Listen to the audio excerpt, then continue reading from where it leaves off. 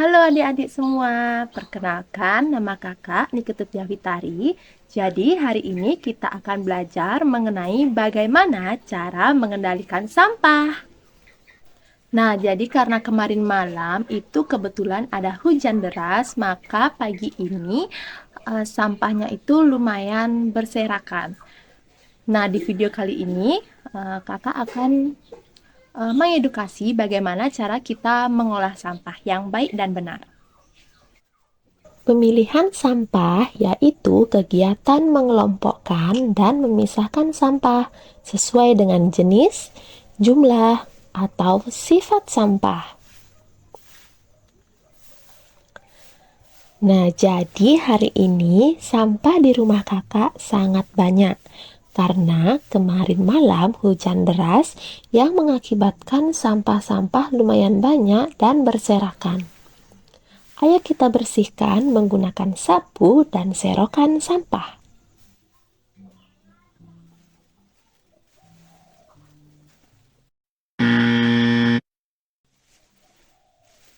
Cara yang kakak lakukan salah ya adik-adik. Kita tidak boleh menggabungkan semua sampah menjadi satu. Ayo kita kelola sampah sesuai dengan jenis dan sifat sampah itu sendiri.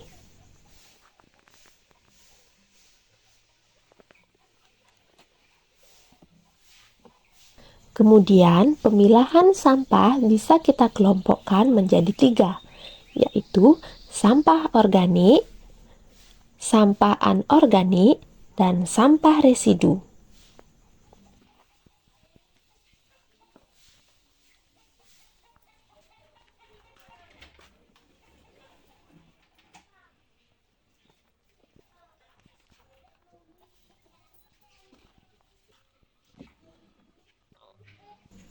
Nah, sampah yang kakak jadikan satu tadi akan kakak masukkan ke tong sampah yang sesuai dengan jenis sampah yang ada.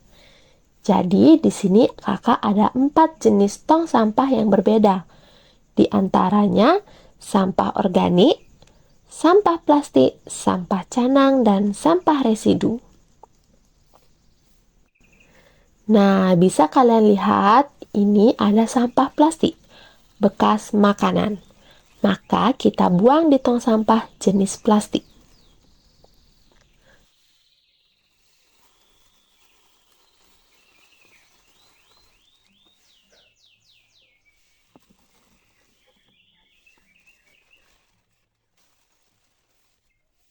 Kemudian ada sampah daun kering. Daun kering termasuk sampah organik karena daun merupakan bagian dari makhluk hidup dan dapat terurai sendiri tanpa campur tangan manusia. Jadi kita buang ke sampah jenis organik. Nah, kalian bisa lakukan ini di sekolah atau di rumah untuk mengurangi pencemaran lingkungan. Nah, kalian ada yang tahu nggak apa sih maksud dari ketiga jenis sampah tersebut? Nah, jadi sampah organik adalah sampah yang berasal dari makhluk hidup yang mudah terurai secara alami tanpa proses campur tangan manusia untuk dapat terurai. Dan sampah organik bisa dikatakan sebagai sampah ramah lingkungan. Bahkan sampah bisa diolah kembali menjadi suatu yang bermanfaat bila dikelola dengan tepat. Yang kedua yaitu sampah anorganik. Sampah anorganik adalah sampah yang bukan berasal dari organisme hidup dan merupakan hasil campur tangan manusia. Contohnya adalah limbah botol plastik, kardus, plastik pembungkus makanan, dan lainnya. Dan yang ketiga adalah sampah residu. Sampah residu adalah sampah yang terdiri dari material yang tidak dibutuhkan untuk pengomposan maupun untuk didaur ulang. Contoh dari sampah residu adalah limbah industri, putung rokok, pembalut, dan tisu. Ada pula manfaat dari kita mengolah sampah adalah Yang pertama, kita dapat menghemat energi yang dibutuhkan manusia. Energi apa sih yang dimaksud? Nah, energi yang dimaksud beragam, mulai dari bahan bakar, pupuk kompos, dan masih banyak lagi. Yang kedua adalah menghemat sumber daya alam.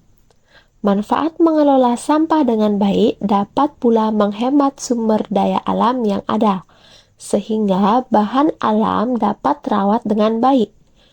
Contohnya adalah penggunaan tisu. Seperti yang kita ketahui, tisu terbuat dari serat pohon. Serat pohon dapat menghasilkan 2 pak tisu dan itu dapat menyebabkan kita telah mengurangi kadar oksigen di bumi. Dan kita bisa beralih menggunakan kain serbet sehingga ketersediaan sumber daya alam tetap stabil. Pengolahan sampah yang baik menjadi sebuah produk merupakan cara yang tepat untuk menyelamatkan bumi dan ancaman kerusakan. Nah, itu tadi bagaimana cara kita mengolah sampah yang baik dan benar. Caranya adalah kita gabungkan sampah per kategori. Misalnya sampah organik yang terdiri dari daun kering, ranting pohon, sisa makanan seperti buah apel atau kulit pisang itu termasuk ke sampah organik. Kemudian sampah residu. Sampah residu itu yang termasuk ke sampah residu adalah tisu, pembalut, putung rokok. Itu termasuk ke sampah residu. Nah, kemudian ada sampah canang. Sampah canang kalau di daerah Kakak tidak digabungkan dengan sampah organik. Kenapa demikian? Karena di saat membuat canang kita menggunakan staples. Jadi agar tidak sulit terurai dengan sampah organik, jadi kita pisahkan sampah canang yang terbuatnya dari staples ini dan sampah organik. Yang terakhir adalah sampah plastik. Sampah plastik kita pisahkan dengan sampah organik, sampah canang, sampah residu, dan sampah yang lainnya. Seperti yang kalian lihat tadi, di tong sampah Kakak itu sangat banyak sekali sampah plastik. Dan sampah plastik itu adalah sampah yang paling susah diurai atau terurai ya. Jadi seharusnya kita itu mengurangi penggunaan sampah plastik dengan cara 5R. Yang pertama yaitu reuse, yang kedua refuse, yang ketiga reduce, yang keempat repair, dan yang kelima adalah recycle. Kalian tahu apa itu 5R?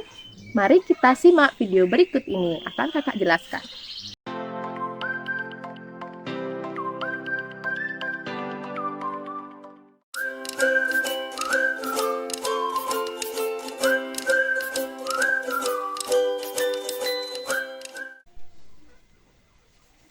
Nah, hari ini Kakak buat kacang hijau.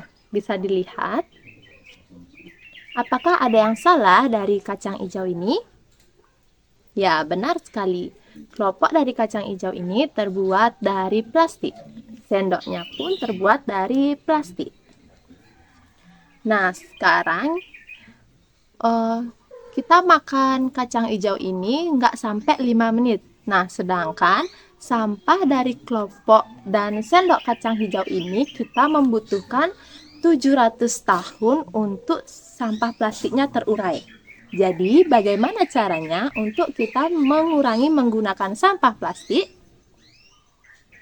Kita bisa menggunakan mangkok yang tidak hanya sekali pakai dan sendok aluminium. Jadi, dengan menggunakan ini kita bisa menggunakannya berkali-kali, enggak sekali pakai seperti plastik ini. Nah, selain itu, saat kita berbelanja ke pasar, ke minimarket atau supermarket lainnya, kita sering dapat plastik ya, kantong plastik untuk menaruh belanjaan. Sekarang kita jangan menggunakan kantong plastik seperti ini.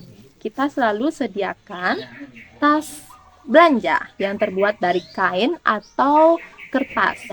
Kita selalu sediakan kantong belanja untuk mengurangi penggunaan kantong plastik.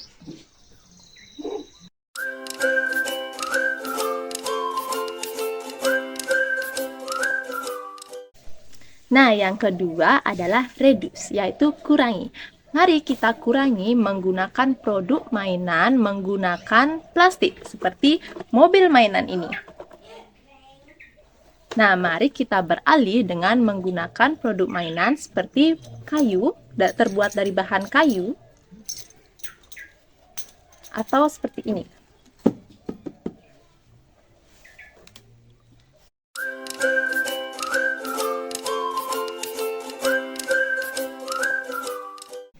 Nah, yang ketiga adalah reuse atau dipakai kembali.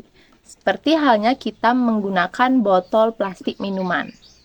Untuk mengurangi sampah plastik, kita bisa memakai botol plastik ini untuk berulang-ulang. Misalnya, ketika sudah selesai minum ini, kita bisa isi kembali untuk diminum. Atau kita bisa menggunakan botol tumbler untuk mengurangi sampah plastik yang ini. Ya, kalau nggak mau pakai botol ini terus-terusan, kita bisa pakai botol tumbler. Kalau kakak sendiri pakai botol tumbler ini bisa dibawa kemana-mana.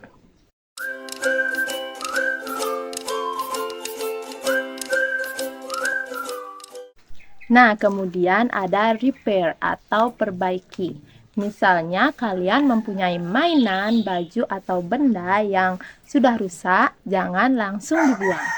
Kita bisa perbaiki atau kita bisa kasihkan ke orang yang membutuhkan.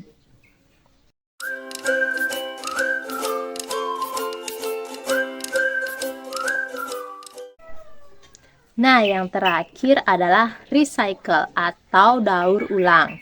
Nah, untuk daur ulang kali ini kita sudah menontonnya di video yang pertama, yaitu bagaimana cara kita mengolah sampah.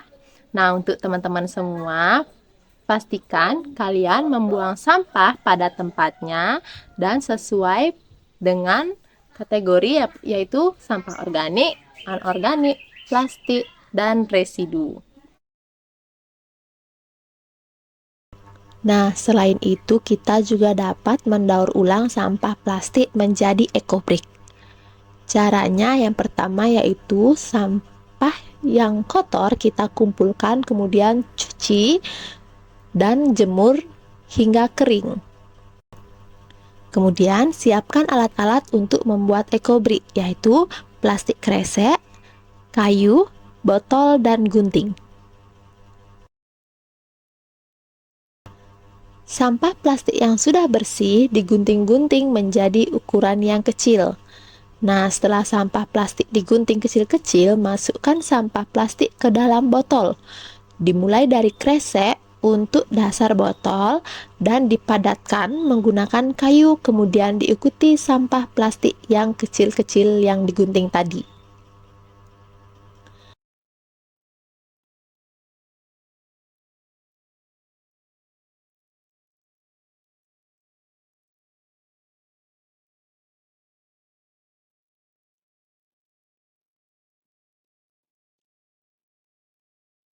Nah, sesekali kita padatkan sampah plastik menggunakan kayu. Ini nanti kita sampai penuh ya teman-teman.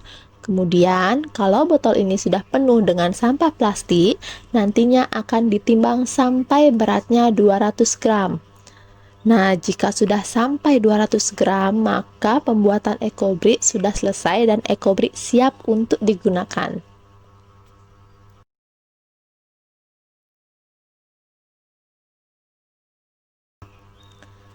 Nah, nantinya ekobrik ini berguna untuk sarana pengelolaan limbah plastik yang efisien dan dapat dilakukan oleh semua orang karena prosesnya yang mudah.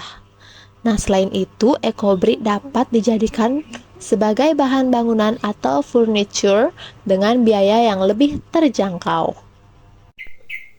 Nah, sekian video pembelajaran kita kali ini. Sampai jumpa di video berikutnya.